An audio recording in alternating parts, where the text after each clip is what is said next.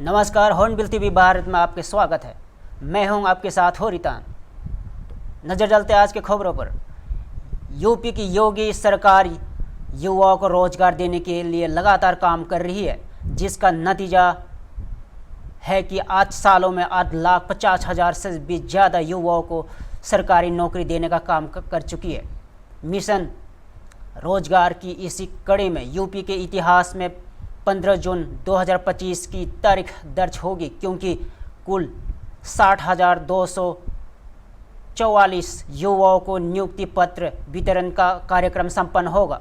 कार्यक्रम लखनऊ में वृंदावन के डिफेंस एक्सपो मैदान में आयोजित होगा, जिसमें मुख्यमंत्री योगी आदित्यनाथ के साथ ही गृह मंत्री अमित शाह रंगरूटों को नियुक्ति पत्र देंगे। यहां पहली बार होने जा रहा है जब देश के गृह मंत्री यूपी में युवाओं को सीएम योगी के साथ नियुक्ति पत्र देंगे। इसी कार्यक्रम को लेकर कार्यक्रम स्थल और उसके आसपास सुरक्षा पूरी तरह से अभेद होगी। सुरक्षा में किसी तरह की कोई चूक ना रह जाए, इसको देखते हुए सूबे के डीजीपी राजीव कृष्ण ने खुद कार्यक्रम स्थल का निरीक्षण किया और मतहतों को जरूरी निर्देश दिए। जो आइए आगे सुनिए।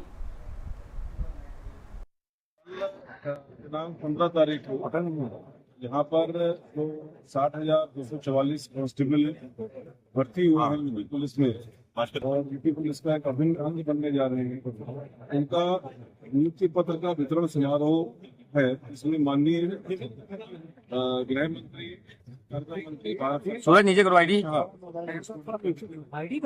माननीय मुख्यमंत्री उत्तर प्रदेश योगी आदित्यनाथ जी उनकी गरिमामय उपस्थिति में कार्यक्रम संपन्न होगा। बहुत सारे अन्य विशिष्ट अतिथि, माननीय मंत्रीगण, माननीय विधायकगण, कई अधिकारी, मीडिया उपस्थित होंगे। ये एक बड़े स्केल का कार्यक्रम है। इसमें देश के सभी कोनों से, सभी जिलों से कोई 60,244 कांस्टेबल हुए हैं और वो यहाँ पर आएंगे। उनके लिए एक व्यापक व्यवस्था की गई है। गृह जनपद से लेकर के यहाँ तक लाने की जो डिस्टेंट जनपद हैं, दूर जनपद हैं, उनमें बीच में इंटरमीडिएट जनपद की व्यवस्था जहाँ पर रुकेंगे रात में और सवेरे यहाँ पहुँचेंगे। कल इनको नियुक्ति पत्र किया जाएगा। नीचे करो आईडी। यूपी पुलिस का एक अभिन्न हिस्सा बनेंगे। यूपी पुलिस सर पहली बार ऐसा होगा कि इतनी बड़ी तादाद में भर्तियां कर रही है, उसको सीधे से केंद्रीय मंत्री नियुक्ति पत्र देंगे, तो बहुत चैलेंजिंग थी ये परीक्षा आपके नेतृत्व में। जी, परीक्षा का आयोजन भी अपने आप में चैलेंजिंग था और इस समय अगर आपको ध्यान हो, अगस्त के महीने में लास्ट ईयर परीक्षा हुई थी, उससे जस्ट पहले कई सारी परीक्षाएं, नीट की परीक्षा, यूपी पुलिस की परीक्षा और परीक्षाओं में भी कुछ न कुछ सवाल थे और कई सारे मामले और कुछ सुप्रीम कोर्ट तक और हाईकोर्ट तक भी गए थे। परीक्षा थी, परंतु यूपी पुलिस रिक्रूटमेंट बोर्ड के सभी अधिकारियों ने, सभी कर्मियों ने इसको एक चैलेंज के रूप से स्वीकार किया और अपना बेस्ट सामने प्रस्तुत किया और ये परीक्षा सकुशल संपन्न हुई। जो प्रत्याशी, जो अभ्यर्थी इसमें सक्सेसफुल हुए और जो सक्सेसफुल नहीं भी हुए, सभी को इस बात का संतोष है कि परीक्षा बहुत ही सुचारू रूप से, बहुत ही स्वच्छतापूर्ण ढंग से और ट्रांसपेरेंट ढंग से संपन्न हुई। इधर खबर यूपी के बलिया में राष्ट्र नगर पालिका परिषद के अध्यक्ष विनय शंकर जायसवाल निजी कारण से 7 दिनों के लिए बलिया बाहर गए। इस दौरान विनय शंकर जायसवाल ने वार्ड नंबर 6 से सभासद अफसा खातून को 7 दिनों के लिए कार्यवाहक चेयरमैन बनाया। वही मीडिया से बातचीत में अफसा खातून के पति एवं प्रतिनिधि नौसद अहमद ने अध्यक्ष विनय शंकर जायसवाल ने जिस तरीके से मेरे पत्नी के ऊपर राष्ट्र नगर पालिका के जिम्मेदारी सौंपा है, इसके लिए मैं उनका बहुत बहुत धन्यवाद देता हूं और साथ ही राष्ट्र का कोई विकास कार्य नहीं रोकेंगे। हर कार्य समय से और सही तरीके से किया जाएगा। तो आगे सुनिए। अपना नाम और परिचय बता दें। हमारा नाम नौशाद अहमद आएंगे जी। अभी नौशाद जी, अभी आपके पत्नी को किस तरीके से जिम्मेदारियां मिली है और किसने दिया है और क्यों दिया है? चेयरमैन साहब विनय शंकर जायसवाल जी किसी कारण जिले से बाहर हैं, उन्होंने हमारी पत्नी अफसर वार्ड नंबर 6 की सभासद है, उसको अपना कार्यभार सौंपा हुआ है। क्या कहेंगे, क्यों किस तरीके से अब आप लोग देख रहे हैं, किस तरीके से समस्याएं सामने आ रही है और उसका निवारण कैसे कर रहे हैं आप लोग? समस्या कोई नहीं है, जो रेगुलर काम है वही आ रहा है और वही हम लोग कर रहे हैं। समस्या की बात करें तो किस तरह की समस्या यहाँ पे अभी है और उसका समाधान आप लोग कर रहे हैं? समस्या मुख्य नाले की थी और वो कार्य हो रहा है, ढलैया भी शुरू है, सफाई भी शुरू है। आज जल्द से जल्द वो समस्या खत्म हो जाएगी। अगर बात करें यहाँ पे बहुत अब 15 जून से अब बारिश का मौसम अब आने वाला है, जल जमाव की समस्या हर जगह रहती है, उसको निवारण के लिए अब किस तरीके से पहल की जा रही है ताकि उस जल जमाव की समस्या से लोग निजात पा लें? उसके लिए बाहर से टीम बुलाया गया है, जो है कि नहीं रात को 8 बजे से सुबह 5 बजे तक सफाई हो रही है और लग रहा है हमें कि लगभग आधा रास्ता सफाई हो चुका है, कुछ बाकी है, वो भी बारिश से पहले दूर हो जाएगी। और जिस तरह से आप पे चेयरमैन साहब ने भरोसा जताया, जितने दिन के लिए वो बाहर गए हैं, आपके पत्नी और आपके ऊपर उनके भरोसा पर किस सबसे बड़ा तरीके से? दायित्व है, उसको किस तरह से उनके विश्वासों पर खरा उतरेंगे आप? अब तो हम उनके विश्वास में बिल्कुल खरा उतरेंगे। जो कार्य सब पे गए हैं उसमें जो है कि नहीं किसी भी प्रकार का कोई समझौता नहीं करेंगे और उनके कार्य को ईमानदारी से करेंगे। क्या कहेंगे चेयरमैन साहब को? चेयरमैन साहब को दिल से धन्यवाद देते हैं, शुक्रिया करते हैं और आगे भी उनका धन्यवाद करते रहेंगे। इधर पहलगाम में हुए आतंकवादी हमले को लेकर कांग्रेस प्रियंका गांधी के पति रॉबर्ट वाड्रा ने 23 अप्रैल को ANI से वार्ता के दौरान बहुत ही आपत्तिजनक बयान देते हुए आतंकी हमले के लिए सीधे तौर पर हिंदुओं को ही जिम्मेदार ठहराया था और कहा था कि यह हमला प्रधानमंत्री के लिए एक संदेश है, क्योंकि प्रधानमंत्री और भारत सरकार हिंदुत्व की बात करते हैं और आतंकी संगठनों को लगता है कि हिंदू लोग मुसलमानों के लिए परेशानी खड़ी कर रहे हैं। रॉबर्ट वाड्रा ने यह भी कहा था कि इस देश में मुसलमानों को दबाया जा रहा है और मुसलमानों को इस देश से अपने को कमज़ोर महसूस कर रहे हैं, जिसकी प्रतिक्रिया के रूप में यह आतंकी हमला हुआ है और इसलिए आतंकियों ने हिंदुत्व की पहचान करके उनको मारा है। हिंदू फ्रंट फॉर जस्टिस संगठन के राष्ट्रीय संयोजक कुलदीप तिवारी द्वारा रॉबर्ट वाड्रा के उक्त भड़काऊ और आपत्तिजनक बयानों को लेकर माननीय उच्च न्यायालय लखनऊ द्वारा पूर्व में निर्गत आदेश के क्रम में रॉबर्ट वाड्रा के खिलाफ FIR दर्ज किए जाने हेतु पूर्व में दिनांक 19 मई को लखनऊ के हजरतगंज थाने में प्रार्थना पत्र दिया गया था, परंतु थानाध्यक्ष हजरतगंज द्वारा FIR दर्ज न किए जाने पर कुलदीप तिवारी ने भारतीय नागरिक सुरक्षा संहिता की धारा 173(4) के अंतर्गत लखनऊ CGM की कोर्ट में हाईकोर्ट के अधिवक्ता शेखर निगम एवं अधिवक्ता प्रियंका राव के माध्यम से वाद दाखिला गया, जिससे न्यायालय द्वारा स्वीकृत करते हुए वाद बिंदुओं पर सुनवाई की अगली तारीख 20 जून निर्धारित की गई है। तो आगे सुनिए।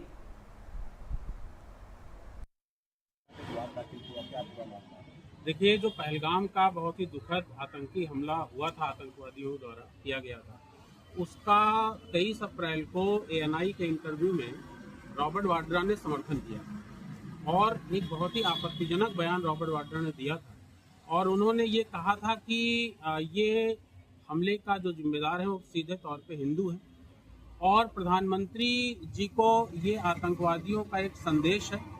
मुसलमान भारत के डरे हुए हैं, आतंकवादी संगठनों को ऐसा लगता है कि भारत के मुसलमानों को दबाया जा रहा है, सताया जा रहा है, इसलिए उन्होंने ऐसा आतंकी हमला किया है और भी उन्होंने बहुत कुछ अनर्गल बोला आपत्तिजनक। तो उसको लेकर के हम लोगों के द्वारा ये विवाद माननीय लखनऊ CGM के यहाँ डाला गया है। उसके पहले हम FIR के लिए लखनऊ हजरतगंज थाने में गए थे, तो वहाँ पर SHO के द्वारा वाद दाखिल करने से आनाकानी करी गई FIR करने से, तो इसको हमने जो उच्च अधिकारी हैं उनको भी हमने सूचित किया और उसके बाद में जब FIR यहाँ पे लखनऊ के हजरतगंज थाने में दर्ज नहीं हुई तो फिर हमें जो BNSS की धारा 173(4) है उसके अंतर्गत हम माननीय CGM के यहाँ हमने वाद दाखिल किया हुआ है। वाद स्वीकृत हो गया है और अगली तारीख 20 जून उसमें लगी हुई है। रॉबर्ट वाड्रा के विरुद्ध FIR दर्ज हो, जो भी आपराधिक मुकदमा उनके खिलाफ चलाया जाए और देश की एकता, अखंडता, संप्रभुता और पंथ निरपेक्षता पर रॉबर्ट वाड्रा ने सीधा हमला किया है। और वो एक ऐसी स्थिति थी जब रॉबर्ट वाड्रा के बयान पर यदि हिंदू समुदाय यदि थोड़ा सा भी उत्तेजित हो जाता तो गृहयुद्ध की स्थिति बन सकती थी। तो भारत में रह करके और जब आप एक ऊंचे जगह में होते हैं, रॉबर्ट वाड्रा भारत में एक जानी मानी हस्ती और वो एक सांसद के, कांग्रेस सांसद प्रियंका गांधी के पति है। तो अगर वो इस तरीके की गैर जिम्मेदाराना बातें करेंगे तो उसका कोई भी दुष्प्रभाव हो सकता है भारत में। तो इसलिए हम लोगों ने FIR किया है और ये एक सुनियोजित बयान था रॉबर्ट वाड्रा की तरफ से। और वो चाहते थे कि देश में दंगे भड़के, वो चाहते थे कि देश में गृहयुद्ध जैसी स्थिति हो। और उन्होंने जो आतंकवादी घटना में जो मारे गए लोग थे उनके प्रति उनके मन में कोई शोक संवेदना नहीं थी, लेकिन उनको राजनीतिक रोटियां सेकते हुए उनको हिंदुओं को इस आतंकवादी जो हमला था उसका जिम्मेदार ठहराने की जल्दी पड़ी थी। तो ये बहुत भर्त्सना योग्य है और इस पर कानूनी कार्रवाई होनी चाहिए। इसी को लेकर के हमने वाद दाखिल किया है। इधर हरदुआगंज पुलिस ने 13 लाख की लूट की घटना का किया खुलासा। पुलिस ने 5 सतीर लुटेरों को किया गिरफ्तार। आरोपियों को फाइनेंस कर्मियों से लूट की घटना को दिया था अंजाम। पुलिस ने आरोपियों से लूट की 10 लाख की रकम की बरामद। आरोपितों के कब्जों से घटना में प्रयोग कार और मोटरसाइकिल बरामद। लुटेरे से 2 तमाचे, कार, बाइक पर लूट की 10 लाख रकम बरामद। पुलिस लाइन में SP देहात अमृत जैन की किया खुलासा। तो आगे सुनिए। देखिए 3 जून 2025 की देर रात को थाना हरदुआगंज पे सूचना प्राप्त हुई कि फिनो बैंक के कर्मचारियों के साथ बोलेरो कार से टक्कर मार के कुछ बदमाशों ने एक लूट कर ली है। इस लूट की जो रकम थी उसका जो खुलासा है उसमें नहीं किया गया क्योंकि वो उस समय उसका कोई साक्ष्य मौजूद नहीं था। तो इस सूचना के आधार पर थाना पुलिस और सभी वरिष्ठ अधिकारियों द्वारा तुरंत ही मौका मुआयना किया गया। सभी CCTV वगैरह खंगाले गए। 5 टीमों का गठन किया गया।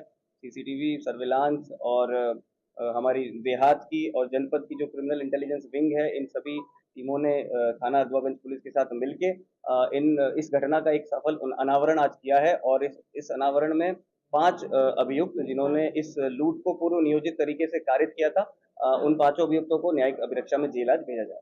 किस बैंक के साथ घटना घटित? देखिए, जो ये दोनों पीड़ित पक्ष हैं, ये फिनो बैंक के एक एजेंट के लिए काम करते थे, जो हमारी इस केस की वादियां हैं।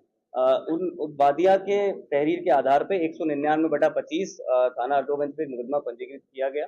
और प्रथम दृष्टया जो अभी तक की पूछताछ में ये सामने आया है कि एक सैटन फिनो बैंक करके भी, सैटन बैंक करके भी एक फाइनेंस का एक स्टॉल है, जहाँ पे अतरौली कस्बे में एक जो वहाँ पे कर्मचारी है, फाइनेंस कर्मी है, उसने इस चीज की इंफॉर्मेशन इन बदमाशों को दी। इस बदमाशों के साथ मिलकर उस फाइनेंस कर्मी ने यह पूरा एक षड्यंत्र रचा, जिसमें इनकी आने की सूचना, जाने की सूचना, जिसमें ये कितना किस बैग में कैश किस वक्त लेके जा रहे होंगे और किस रास्ते से निकलेंगे। तो ये पूरा एक पूर्व नियोजित तरीके से इन लोगों ने प्लानिंग करते हुए, रैकी करते हुए, जो रामघाट रोड का एक अंधेरा वाला एक हिस्सा है जहाँ पे सुनसान रहता है देर रात को, वहां पे इन्होंने पीछे से आके बोलेरो गाड़ी से इन पे टक्कर मारी। और फिर बोलेरो गाड़ी के बाद तुरंत ही एक बाइक पे, जो बाइक भी इन्होंने चुराई थी कुछ दिनों पहले, उस बाइक पे 3 सवार जो लुटेरे थे, उन्होंने तमंचा दिखा के वो बैग इनसे लूट के ले गए। सर, बरामदगी कितनी थी और लूट कितनी हुई थी? इस सफल अनावरण में थाना हरदुआगंज पुलिस के नेतृत्व में 10 लाख रुपए की बरामदगी हुई है, जो इस लूट में ही लूटे गए थे। दूसरा, जो घटना में प्रयुक्त दोनों वाहन है, जो कि एक व्हाइट बोलेरो और एक स्प्लेंडर जो बाइक चुराई थी, वो दोनों भी बरामद कर लिए गए हैं। तीसरा, जो घटना में दोनों अवैध तमंचे इस्तेमाल हुए थे, वो दोनों अवैध तमंचे भी बरामद हुए। इन जो बदमाश है, जो 5 लोग हमने गिरफ्तार किए, जिनका नाम दुष्यंत, रोहित, दीप, नवीन और अरविंद है, इसमें से जो एक रोहित है, रोहित ने ही बाइक चुराई थी, जो थाना दादो में जिसका मुकदमा पंजीकृत है, तो रोहित पे उस बाइक चोरी का मुकदमा दर्ज है। बाकी इसमें एक अभियुक्त अभी जो फरार है प्रवीण, उस पे भी एक लूट का मुकदमा पहले से पंजीकृत। बाकी के पैसे कहाँ खर्च करे उन्होंने, तो आपने रिकवरी के अलावा? जी, अभी इनकी जो प्रथम दृष्टया पूछताछ में सामने आया है, इनमें से कुछ लोग हिमाचल चले गए थे घूमने, तो वहाँ कुछ पैसे खर्च हुए हैं। इसके अलावा एक अभियुक्त अभी जो फरार है, उसी से बाकी के पैसे जो है आगे रिकवर होने की संभावना है। बाकी जो फरार है सर, उसका नाम क्या है? जो फरार है उसका नाम प्रवीण है, और उसके पिताजी भी हिस्ट्री शीटर है, और अभी वो जेल में ही निरुद्ध है, और प्रवीण जो है फरार है। पंजाबी में क्या चल रहा है? कहते हैं प्यार अंधा होता है, वहाँ ना समय देखता है, ना समाज, ना रिश्तों की जंजीर। ऐसा ही एक मामला अमेठी जिले के जामो थाना क्षेत्र से सामने आया है, जिसने रिश्तों की परंपरागत समाज को चुनौती दी है। पूरे बाल गोविंद तिवारी मंजरे दारियाल गांव के रहने वाले सतई की शादी 13 वर्ष पहले मोहनगंज क्षेत्र के कुटमारा गांव की सीमा से हुई थी। वर्षों तक यह रिश्ता सामाजिक रूप से निभाता रहा, लेकिन दिल के अंदर कुछ और ही चल रहा था। सीमा का दिल किसी और के लिए धड़कता था, शिवानंद नामक युवक के लिए, जिससे उसका पुराना प्रेम संबंध बताया जा रहा है। 2 दिन पहले जब सतई ने अपनी पत्नी के घर में उसके प्रेमी शिवानंद के साथ देखा तो भावनाओं के ज्वार फूट सकता था, पर सतई ने समझदारी से काम लिया। उन्होंने ना तो हंगामा किया, ना ही कोई आरोप प्रत्यारोप। ससुर को घर बुलाया और इस मामले को थाने में ले जाकर औपचारिक रूप से लिखा पढ़ा कराई। इसके बाद सीमा को मायके भेज दिया गया। तो आइए और विस्तार से जानेंगे। आपकी शादी कहाँ हुई थी, कब हुई थी? कुटमरा में। कितने साल पहले हुई थी? 12 साल। कल आप तिलवे तहसील गए हैं, अपनी पत्नी का उनके प्रेमी के साथ शादी करा है, क्या मामला रहा पूरा? वह मामला ही गया, पकड़ी गई, भाग गई हैं, वही से हम छोड़ देना। इसके पहले समझा रहे थे आप, कुछ मामला समझा रहे थे। अच्छा, का आपका कोनो खतरा तो रहा अपने औरत से? खतरा रहबे भा। कैसे? अरे खतरा ही रही, हम रोज ड्यूटी करी, अपन रखाई की ड्यूटी करी, यही रहा बस। अच्छा, बच्चे भी थे आपके? ना ही। अच्छा, आपको जानकारी कैसे मिली? जानकारी पहले हुई, जानकारी भाग के गई थी ना, तो उससे जानकारी हो गई। तो आपने अपने ससुराल जनों से बातचीत भी की होगी? बातचीत किया, फैसला करने के लिए बोला। तो क्या बोले वो लोग? वो कहे हम नहीं करेंगे फैसला। तो आप लोग कैसे वकील के पास पहुँचे? वकील के पास नहीं गए, ये तो कल तो कोई बात ही नहीं हुई। तो तहसील में कल गए, तो कल तू तो गए। अच्छा, तहसील में गए थे? तहसील तो गए, वहाँ लिखा पढ़ी करवा के आपने उसकी शादी जो है, हाँ, उसके प्रेमी के साथ करवा दी। हाँ। उसका प्रेमी कहाँ का है? या खुदे फिरवा। क्या नाम है? नाम हम नहीं जानते। अच्छा, उस पत्नी से आपको कोई पहले कोई झगड़ा या कोई डर? नाम सिंघम है, कुछ नहीं। सुनो, ऐसे ना आपका भैया क्या नाम है आपका? और आपके यहाँ एक शादी हुई है जो कि पति ने अपनी पत्नी को छोड़कर प्रेमी के संग तहसील में शादी रचाई है, क्या है पूरा मामला? मेरा नाम रामकृष्ण भारती एडवोकेट है। एक लड़की सीमा है जिसकी शादी लगभग 12 वर्ष पूर्व सतई के साथ हुई थी, जो कठवारा के रहने वाला है। प्रेम प्रसंग के चलते उसने जो है अपनी पत्नी की शादी जो है उसी के प्रेमी से करवा दिया है। पहले उन्होंने अपना विवाह विच्छेद कराया, और विवाह विच्छेद कराने के बाद पुनः जो है उसकी दूसरी शादी शिवानंद के साथ हुई है। शिवानंद चिटौला के रहने वाला है, उसके साथ उसकी शादी। क्या लगता है कि उनके परिवारीजन इस मौके पर मौजूद थे, और किस तरीके से उन्होंने सहयोग किया है? प्रेमी के साथ भेजने पर परिवार वाले राजी हुए? पहले हम लोगों ने बहुत उनको समझाया बुझाया, लेकिन वो तैयार नहीं थे। वो प्रेमी के साथ जाने के लिए तैयार थे। उनके परिवार वालों ने भी मिल करके, उनके पिताजी मिल करके जो है उसकी शादी उसी प्रेमी पति के साथ करवा दी। 12 साल शादी के दौरान क्या जिसने शादी किया है उनके बच्चे भी थे? उनके कोई बच्चे नहीं थे, कोई बच्चा नहीं हुआ था। अभी के लिए इतना ही। देखते रहिए हॉर्नबिल टीवी भारत।